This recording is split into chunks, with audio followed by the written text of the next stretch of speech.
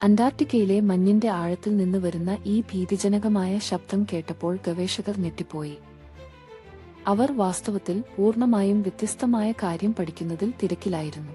എന്നാൽ ആ സ്പാനിക് ശബ്ദം എല്ലാം മാറ്റി പുതിയൊരു ചിന്താരേഖയ്ക്ക് തുടക്കം കുറിച്ചു. ഇന്നത്തെ വണ്ടർ ഫാക്ട്സ് എപ്പിസോഡിൽ നാം അന്റാർട്ടിക്കയുടെ രഹസ്യങ്ങളിൽ എത്തിച്ചേരുന്നു. അന്റാർട്ടിക്കയെ ഞങ്ങൾ കണ്ടെത്തിയതു മുതൽ അതിന്റെ രഹസ്യങ്ങളിൽ ഞങ്ങൾ പൊതിഞ്ഞിരിക്കുന്നു. ഈ മഞ്ഞു നിറഞ്ഞ ഭൂഖണ്ഡം യൂറോപ്പിനേക്കാൾ 70% വലുതാണ്. ഏകദേശം 13.6 ദശലക്ഷം ചതുരശ്ര കിലോമീറ്ററിൽ വ്യാപിച്ചു കിടക്കുന്നു. ഭൂമിയിലെ ഏറ്റവും കുറവ് ഗവേഷണം നടന്ന ഏക ഭൂഖണ്ഡമാണ് അന്റാർട്ടിക്ക. കാരണം നമുക്കെല്ലാവർക്കും അറിയാം, അന്റാർട്ടിക്കയിലെ കടുത്ത സാഹചര്യങ്ങൾ അന്വേഷണത്തെ അത്യന്തം ബുദ്ധിമുട്ടാക്കുന്നു. ലോകമെമ്പാടുമുള്ള ഹിമം, വിശാലമായ ഹിമാനികൾ മുതൽ മഞ്ഞു മൂടിയ മലകൾ വരെ ഞങ്ങൾ ഒന്നിച്ചു ചേർത്താലും അത് അന്റാർട്ടിക്കയിലെ ഹിമത്തിന്റെ 10% മാത്രമായിരിക്കും. ഇപ്പോൾ നിങ്ങൾക്ക് അന്റാർട്ടിക്കയുടെ മഞ്ഞുപാളി എത്ര വലിയതാണ് എന്ന് ഹിക്കാം. കഴിഞ്ഞ നിരവധി ദശലക്ഷം വർഷങ്ങളായി ഇവിടെ മഞ്ഞ് തുടർച്ചയായി അടിഞ്ഞു കൂടിയിട്ടുണ്ട്. പല സ്ഥലങ്ങളിലും അത് 4.7 കിലോമീറ്റർ ആഴത്തിലാണ്. അത് 5 ബുർജ് ഖലീഫ ഒരുമിച്ച് പണിയാൻ മതി.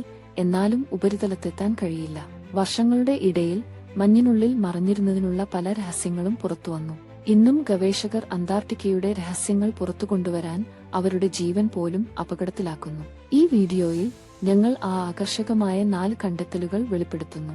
Number 4, pyramid. അന്റാർട്ടിക്കയെക്കുറിച്ച് വരുമ്പോൾ ഭൗമശാസ്ത്രജ്ഞർക്ക് പല വിരുദ്ധ അഭിപ്രായങ്ങളുണ്ട്. ചിലർ വിശ്വസിക്കുന്നത് അവിടത്തെ സാഹചര്യങ്ങൾ ഏതെങ്കിലും പുരാതന മനുഷ്യ സംസ്കാരം നിലനിൽക്കാൻ അത്യന്തം കടുത്തതായിരുന്നു എന്ന്. പക്ഷേ ചിലർ വിശ്വസിക്കുന്നത് ഒരു അന്യഗ്രഹ സംസ്കാരം അന്റാർട്ടിക്കയുമായി ബന്ധപ്പെട്ടു എന്ന്. 2016 ഉപഗ്രഹ ദൃശ്യങ്ങൾ ലോകത്തെ ഞെട്ടിച്ച ഒന്നിനെ പകർത്തി. കരിഞ്ഞുവരുന്ന ഹിമത്തിൽ നിന്ന് ഒരു പിരമിഡ് പോലെയുള്ള ഘടന ഉയർന്നുവരുന്നത് കണ്ടു. ആ ചിത്രം ഗവേഷകരിൽ പുതിയ വിവാദത്തിന് ഇടയായി. മുകളിൽ നിന്ന് നോക്കുമ്പോൾ അത് ഈജിപ്തിലെ പിരമിഡുകളോട് വളരെ സാമ്യമാണെന്ന് തോന്നുന്നു. ഈ രഹസ്യമായ ഘടനയുടെ ഓരോ വശവും ഏകദേശം 2 കിലോമീറ്റർ നീളമുണ്ട്. താരതമ്യത്തിന് ഈജിപ്തിലെ ഏറ്റവും വലിയ പിരമിഡായ ഗീസയിലെ മഹാപിരമിഡ് 750 അടി അഥവാ 220 മീറ്റർ ഉയരത്തിൽ മാത്രമേ ഉള്ളൂ. അതുകൊണ്ടാണ് പലരും ഇത് സ്വാഭാവിക രൂപീകരണമല്ല എന്ന് വിശ്വസിക്കുന്നത്. ഇത് ഒരു പ്രാചീന സംസ്കാരം നിർമ്മിച്ച പിരമിഡ് ആയിരിക്കാം. അത് ശരിയാണെങ്കിൽ അന്റാർട്ടിക്കയുടെ വിശാലമായ ഭൂമിയിൽ കൂടുതൽ പിരമിഡുകൾ മറഞ്ഞിരിക്കാം.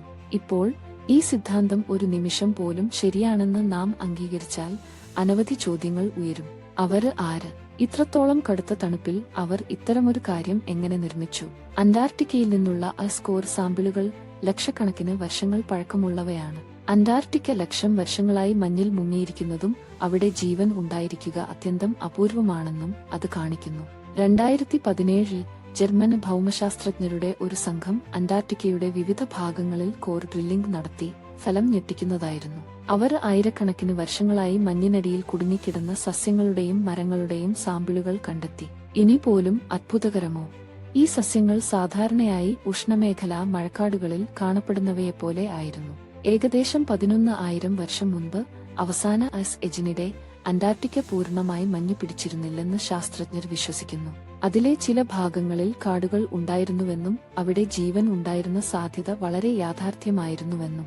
പക്ഷേ യഥാർത്ഥ രഹസ്യം ഇപ്പോഴും തുടരുന്നു. സാറ്റലൈറ്റ് ചിത്രങ്ങളിൽ നമ്മൾ കാണുന്നത് യഥാർത്ഥത്തിൽ ഒരു പിരമിഡാണോ? ആരും അവിടെ ചെന്ന് നേരിട്ട് സ്ഥിരീകരിച്ചിട്ടില്ല. എന്തായാലും ഒരു കാര്യം ഉറപ്പ്, ഒരു കാലത്ത് അന്റാർട്ടിക്ക സസ്യസമൃദ്ധിയും ജീവവൈവിധ്യവും നിറഞ്ഞിരുന്നു. നമ്പർ 3, വിചിത്ര ശബ്ദം. 2002 അന്റാർട്ടിക്കയിൽ നിന്ന് ഒരു വലിയ മഞ്ഞുപാളി പൊട്ടി സമുദ്രത്തിലേക്ക് വീണു. ലാർസൻ ബി എന്നു പേരുള്ള ഈ ഖണ്ഡം 3250 ചതുരശ്ര കിലോമീറ്റർ വിസ്തീർണവും ഏകദേശം 220 മീറ്റർ കനവും ഉണ്ടായിരുന്നു. അത് കടലുമായി ലയിച്ചതോടെ അത് വേഗത്തിൽ ഉരുകി സമുദ്രനിരപ്പിൽ കുത്തനെ ഉയർച്ച സംഭവിച്ചു. ഗവേഷകർക്കരയിൽ നിന്ന് അതിന്റെ വേർപാടിന് പ്രധാന കാരണം ആഗോള താപനം ആണെന്ന് സംശയിച്ചു. ഇത്തരം ഒരു ദുരന്തം തടയാനും ഉയർന്നുവരുന്ന കടൽനിരപ്പ് നിരീക്ഷിക്കാനും ശാസ്ത്രജ്ഞരുടെ ഒരു സംഘം അന്റാർട്ടിക്കയുടെ വടക്കൻ ഭാഗത്തേക്ക് യാത്ര തിരിച്ച് റോസ് എസ് ഷെൽഫ് പഠിച്ചു. അവർ മഞ്ഞിന്റെ ആഴത്തിൽ 34 അതിസൂക്ഷ്മമായ സെൻസറുകൾ സ്ഥാപിച്ചു. ഈ വൻമഞ്ഞു ഖണ്ഡങ്ങൾ എന്തുകൊണ്ട് പൊട്ടിപ്പോകുന്നു, അത് എങ്ങനെ തടയാം എന്ന് മനസ്സിലാക്കുന്നതായിരുന്നു ലക്ഷ്യം. മരുഭൂമികൾക്ക് മണൽത്തിട്ടകൾ ഉള്ളതുപോലെ അന്റാർട്ടിക്കയ്ക്കും മഞ്ഞുവരികൾ ഉണ്ട്. അവ ഷെൽഫുകളെ പിടിച്ചിരുത്താൻ സഹായിക്കുന്നു. ഈ സെൻസറുകൾ ഉപയോഗിച്ച് ശാസ്ത്രജ്ഞർ ഷെൽഫിന്റെ ഭൗതിക ഘടനയും ഗുണങ്ങളും പഠിച്ചു. പക്ഷേ അവർക്ക് ലഭിച്ച ഫലങ്ങൾ മുഴുവൻ ശാസ്ത്രസമൂഹത്തെയും ഞെട്ടിച്ചു. സെൻസറുകൾ അതിശയകരമായ കാര്യം വെളിപ്പെടുത്തി. റോസ് ഐസ് ഷെൽഫ് എപ്പോഴും സ്വയം കമ്പിക്കുന്നു. അകത്തുനിന്ന് വിചിത്രമായ ശബ്ദം വരുന്നു. ആ ശബ്ദത്തിന് വെറും 5 ഹെർട്സ് മാത്രമാണ് ആവൃത്തി. അത് വളരെ താഴ്ന്നതാണ്. പ്രത്യേക ഉപകരണങ്ങളില്ലാതെ മനുഷ്യന്റെ ചെവി അത് കേൾക്കാൻ കഴിയില്ല. എന്നാൽ ഡാറ്റ ശക്തമായി സൂചിപ്പിച്ചു, ഏതോ ശക്തി പ്രവർത്തിച്ചുകൊണ്ടിരിക്കുകയാണ്. നിരന്തരം ഈ വൻ ഐസ് ഷീറ്റ് കുലുക്കുന്നു. കുറച്ച് മാസങ്ങൾക്ക് ശേഷം ഗവേഷകർ ആ കമ്പനത്തിൽ സൂക്ഷ്മമായ മാറ്റങ്ങൾ കണ്ടെത്താൻ തുടങ്ങി. മഞ്ഞിൽ നിന്നുള്ള ശബ്ദം കാലാവസ്ഥയിലെ മാറ്റങ്ങൾക്കനുസരിച്ച് മാറുന്നു എന്നും അവർ നിരീക്ഷിച്ചു. അവസാനം ആ രഹസ്യ ശബ്ദം റോസ് ഐസ് ഷെൽഫിലൂടെ വീശുന്ന കാറ്റാണ് ഉണ്ടാക്കുന്നതെന്ന് സ്ഥിരീകരിച്ചു. ശക്തമായ ആന്റാർട്ടിക് കാറ്റുകളുടെ ദിശ മാറുമ്പോൾ മഞ്ഞിൽ നിന്നുള്ള ശബ്ദവും മാറി. ഇത് വിസിലിനെ പോലെ പ്രവർത്തിക്കുന്നു. കൂടുതലോ കുറവോ ആയ വായുസ്വരത്തെ മാറ്റുന്നു. ഇന്ന് ഗവേഷകർ ഈ ശബ്ദങ്ങൾ ഉപയോഗിച്ച് മഞ്ഞുപാളിയുടെ അകത്ത് എന്താണ് സംഭവിക്കുന്നത് എന്ന് നിരീക്ഷിക്കുന്നു. അത് എത്രത്തോളം സ്ഥിരതയുള്ളതാണ്, ഇപ്പോഴും പ്രധാന ഭാഗത്തോട് ബന്ധിപ്പിച്ചിരിക്കുന്നുണ്ടോ എന്നും. നമ്പർ 2. ഐസ് തടാകത്തിന് കീഴിൽ. ആന്റാർട്ടിക്കയിലെ മഞ്ഞുപാളി അത്രയും ആഴമുള്ളതും കട്ടിയുള്ളതുമാണ്. അതിന് കീഴിൽ എന്തെങ്കിലും ഉണ്ടെന്ന് കരുതുക പോലും ബുദ്ധിമുട്ടാണ്. എന്നാൽ അത്ഭുതകരമായി ശാസ്ത്രജ്ഞർ ഈ മഞ്ഞുപിടിച്ച ഭൂഖണ്ഡത്തിന് കീഴിൽ നൂറുകണക്കിന് തടാകങ്ങൾ കണ്ടെത്തി. ആദ്യത്തെ ഭൂഗർഭാഗം 19ാം നൂറ്റാണ്ടിലെ 70കളിൽ റഡാർ സാങ്കേതികവിദ്യ ഉപയോഗിച്ച് കണ്ടെത്തി. ഇതുവരെ ഗവേഷകർ 400-ലധികം ഹിമത്തിന് കീഴിലെ തടാകങ്ങൾ കണ്ടെത്തിയിട്ടുണ്ട്. അവിടെയുള്ള വെള്ളം ആയിരക്കണക്കിന് വർഷങ്ങളായി മഞ്ഞുപിടിക്കാതെ തുടരുന്നു. ഇവയിൽ വലുതായത് വോസ്റ്റോക്ക് തടാകമാണ്. ഇത് റഷ്യൻ ശാസ്ത്രജ്ഞരുടെ സംഘം കണ്ടെത്തിയത്.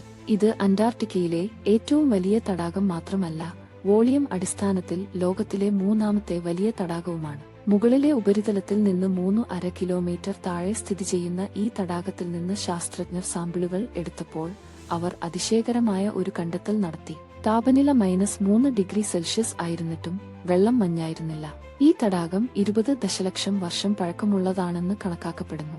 2014 ഗവേഷകർ ലേക്ക് വില്ലാൻസിൽ ഭൂമിയിലെ മറ്റെവിടെയും ഇല്ലാത്ത സൂക്ഷ്മജീവികളെ കണ്ടെത്തി.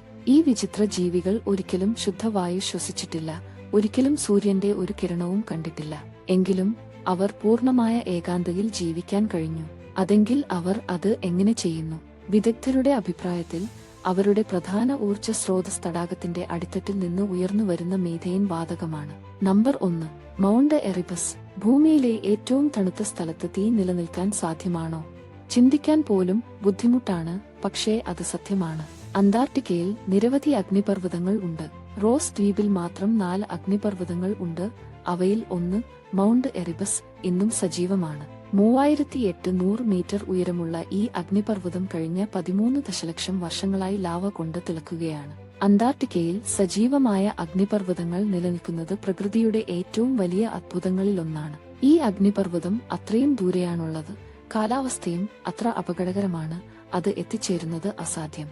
പക്ഷേ 2013 ശാസ്ത്രജ്ഞരുടെ ഒരു സംഘം മൗണ്ട് എറിബസിന്റെ കൊടുമുടിയിൽ വിജയകരമായി എത്തിയ ആദ്യവരായി. അവരുടെ അത്ഭുതത്തിന് അവർ അഗ്നിപർവ്വതത്തിനുള്ളിൽ ജീവിക്കുന്ന സൂക്ഷ്മജീവികളെ കണ്ടെത്തി. ഈ വിചിത്ര ജീവരൂപങ്ങൾ ഭൂമിയിലെ മറ്റൊരിടത്തും ഇല്ല. അവ അന്റാർട്ടിക്കയിലാണ് മാത്രം ഉണ്ടെന്ന് വിശ്വസിക്കപ്പെടുന്നു. ഈ വീഡിയോയിൽ നിങ്ങൾ അന്റാർട്ടിക്കയെക്കുറിച്ച് ചില വിസ്മയപ്പെടുത്തുന്ന കാര്യങ്ങൾ പഠിച്ചിട്ടുണ്ടെന്ന് ഞങ്ങൾ പ്രതീക്ഷിക്കുന്നു. ഇത് രസകരമാണെന്ന് നിങ്ങൾക്ക് തോന്നിയാൽ നിങ്ങളുടെ സുഹൃത്തുക്കളുമായി പങ്കിടാൻ മറക്കരുത്. താഴെയുള്ള കമന്റുകളിൽ നിങ്ങൾക്കുണ്ടായ അഭിപ്രായം ഞങ്ങളെ അറിയിക്കൂ.